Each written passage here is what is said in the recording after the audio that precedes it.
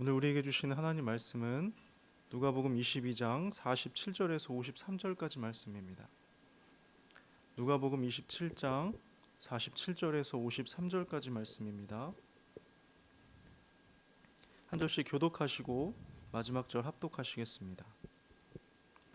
말씀하실 때에 한 무리가 오는데 열둘 중에 하나인 유다라 하는 자가 그들을 앞장서 와서 예수께 입을 맞추려고 가까이 하는지라. 예수께서 이르시되 유다야 네가 입맞춤으로 인자를 파느냐 하시니, 그의 주위 사람들이 그 된 일을 보고 여짜오되 주여 우리가 칼로 치리이까 하고 그 중에 한 사람이 대제사장의 종을 쳐 그 오른쪽 귀를 떨어뜨린지라. 예수께서 일러 이르시되 이것까지 참으라 하시고 그 귀를 만져 낫게 하시더라. 예수께서 그 잡으러 온 대제사장들과 성전의 경비대장들과 장로들에게 이르시되 너희가 강도를 잡는 것 같이 검과 몽치를 가지고 나왔느냐. 함께 봅니다. 내가 내가 날마다 날마다 너희와 너희와 함께 함께 성전에 성전에 있을 있을 때 때에 내게 내게 손을 손을 대지 대지 아니하였도다. 아니하였도다. 그러나 이제는 너희 때요 어둠의 권세로다 하시더라. 아멘. 영화 대부 하면 모르는 사람이 없을 겁니다.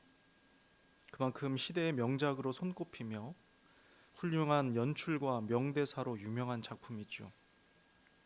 특별히 본편 못지않은 후속작으로도 유명한데요. 대부 2편에는 극적인 장면이 몇 가지 나옵니다. 그 중에 하나는 주인공 마이클 역할을 맡은 알파치노가 자신의 형 프레도의 배신을 눈치채는 장면입니다. 배신을 확신한 마이클은 한 파티에서 형에게 다가가 입을 맞추며 귓가에 속삭입니다. 네가 한 짓을 다 안다. 이 장면은 무너진 관계와 인간 내면의 고통을 비추며 깊은 인상을 남겼습니다. 그런데 저는 좀 의아했습니다. 왜 하필 입맞춤이었을까? 배신을 알았다면 오히려 분노를 터뜨리고 물리적인 저항을 했어야 하지 않을까요? 그런데 이 감정을 입맞춤으로 표현합니다. 아마 여기서 감독의 숨은 의도가 드러나는 것이겠죠. 입맞춤은 본래 사랑과 친밀감의 상징입니다.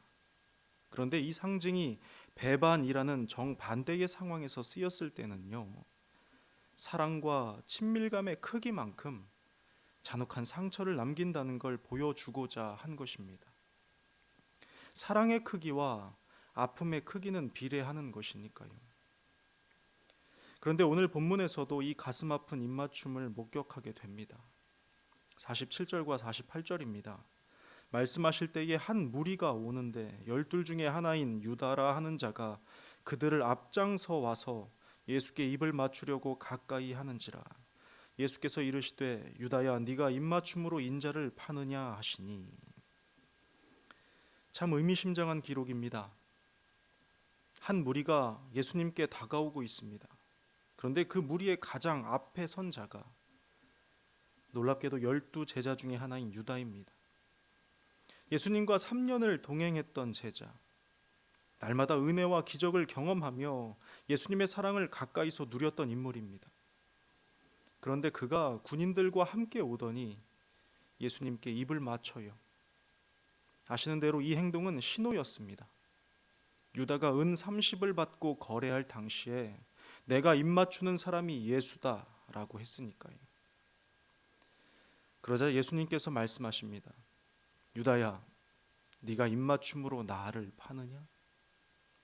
이 짧은 한마디에는 많은 의미가 담겨 있습니다. 네가 사랑과 존경의 표현으로 나를 파느냐? 많은 기회가 있었음에도 결국 그리하느냐? 3년의 동행을, 수많은 은혜와 기적의 순간을, 함께한 모든 날들을 은 30과 맞바꾸느냐? 앞서 나누었던 대로 사랑의 크기와 아픔의 크기는 비례합니다.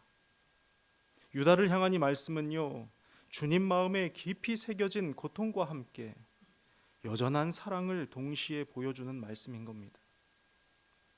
그런데 잊지 말아야 할 것은 오늘 본문이 유다만의 이야기가 아니라는 것이겠죠. 예수님 앞에 선 우리의 모습이기도 하니까요. 오늘 성경을 통해 우리는 스스로를 돌아볼 필요가 있습니다. 주님을 향한 나의 입맞춤은 진정한 사랑과 신뢰의 표현입니까? 아니면 나의 배신적 마음을 가리고자 하는 종교적 행위일까요? 우리는 이 물음을 진솔하게 마주해야 합니다. 우리의 의도는 표현과 행동으로 얼마든지 숨겨질 수 있기 때문입니다. 이후로 카메라 앵글은 유다에서 옮겨져서 다른 제자들을 비춰줍니다. 이들은 예수님 곁에 서 있습니다.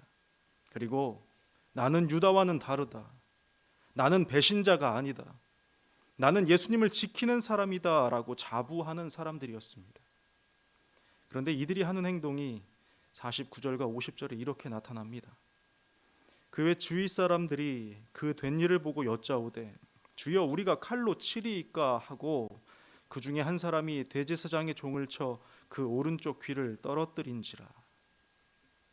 이들이 칼을 빼들고는 예수님께 우리가 치리이까 하고 묻습니다. 그리고는 예수님의 대답도 듣기 전에 칼로 말고의 귀를 쳐서 떨어뜨려 버리지요. 저는 이들도 유다 못지않게 주님 마음을 아프게 하는 사람들이라고 생각합니다. 왜 그런가요? 유다가 입맞춤으로 주님을 팔았다면 이들은 칼을 들고 주님의 사역길을 막고 있었기 때문입니다.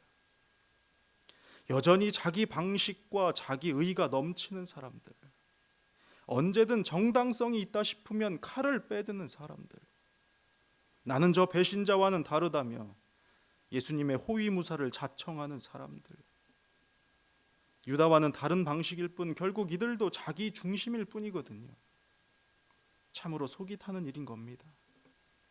그런데 예수님께서는 이러한 상황에서도 묵묵하게 다시 가르쳐 주십니다. 51절입니다. 예수께서 일러 이르시되 이것까지 참으라 하시고 그 귀를 만져 낫게 하시더라. 이것까지 참으라 하는 말씀은 멈추라는 뜻입니다. 그 칼을 멈추고 분노를 멈추고 자기 의와 자기 열심을 멈추라는 주님의 요청입니다.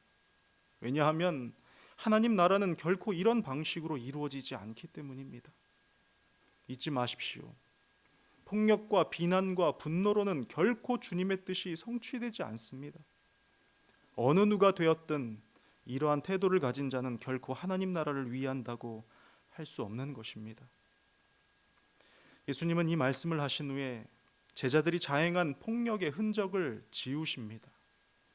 말고의 잘린 귀를 만져서 낫게 하시죠.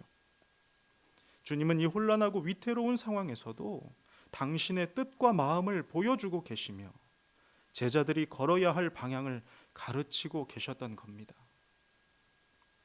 그러니 오늘 성경이 우리에게 건네는 또 하나의 메시지는 무엇이겠습니까? 우리는 지금껏 말해왔고 행해왔던 주님을 따른다의 의미를 다시 생각해 볼 필요가 있습니다. 혹시 나의 방식으로 주님을 따르고 있지는 않았을까요? 아니면 나의 의를 들고서 주님의 일이라 말하지는 않았을까요?